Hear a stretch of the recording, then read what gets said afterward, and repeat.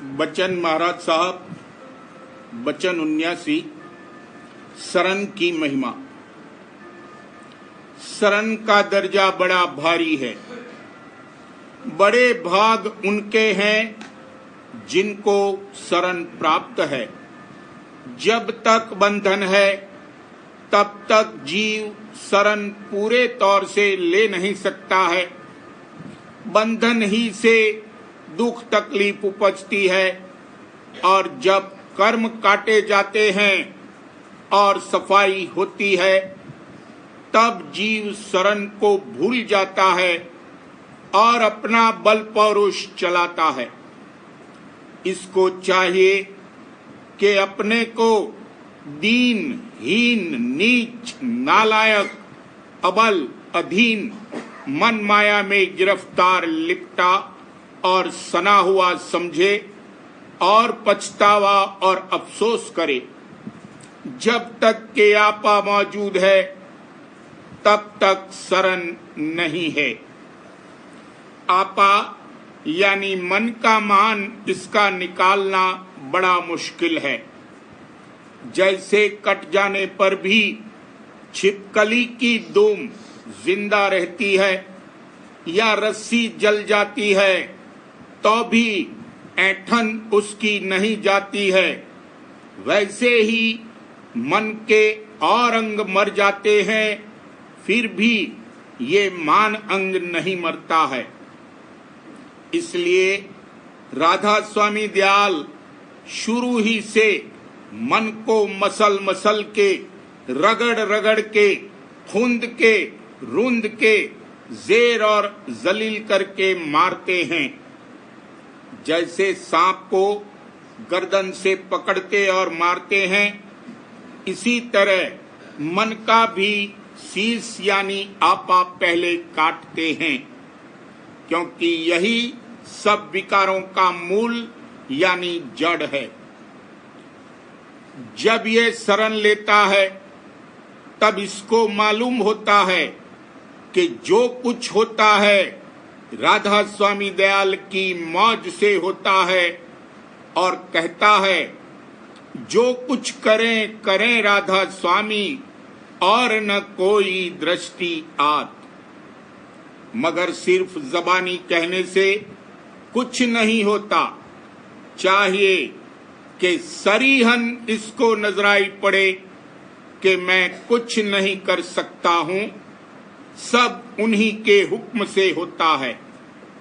राधा स्वामी दयाल जिस पर निज दया फरमाते हैं उसका बल पौरुष सब छीन लेते हैं और जो अंग जिसमें जबर है वही प्रकट करके सफाई करते हैं।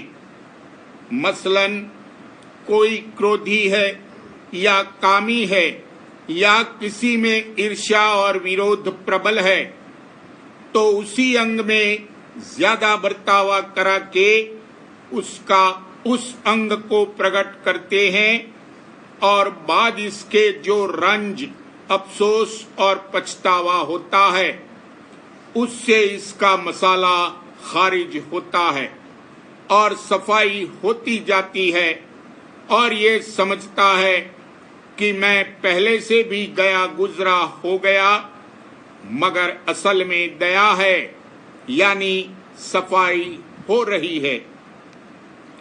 भक्तजन जिसको की परख पहचान है अपने तई आपे और कर्म में गिरफ्तार देखता है, हर चंद दुख तकलीफ उठाता है मगर शरण का सहारा और आधार रखता है।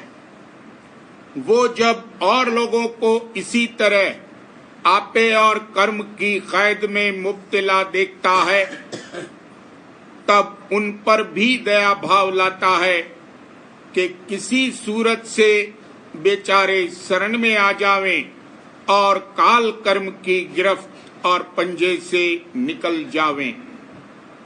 ये चाह और उसकी कार्रवाई आपे में दाखिल नहीं है। कहने का मुद्दा ये है कि शरण का दर्जा भारी है। अगर कोई अभ्यास भी करता है सुरतमन भी गगन में चढ़ाता है, मगर शरण नहीं है तो दरबार से खारिज है। जैसे ब्रह्म है जो 3 लोक का नाथ है, मगर चूंकि उसको शरण सतगुरु की प्राप्त नहीं है, इसलिए दरबार में दखल पाने से महरूम है। कौन करे आरत सतगुरु की, ब्रह्मादिक सब तरस रहे हैं, मिली नहीं यह पदवी। कोटि 33 राग बैरागी, इंद्र मुनिंदर भटकी, सतगुरु बिना खोज नहीं पाया, कर्म भरम बिच अटकी। बड़े भाग जानो अब उनके, जिनको शरण परापत गुरु की।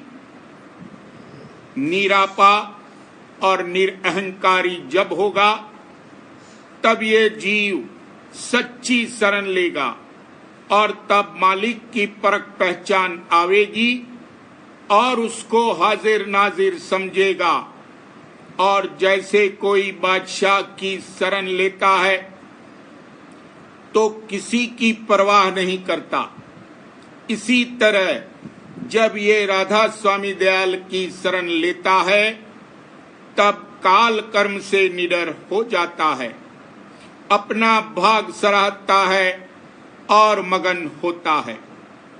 गुरु शरण आज मैं पाई, मेरे आनंद अधिक बधाई।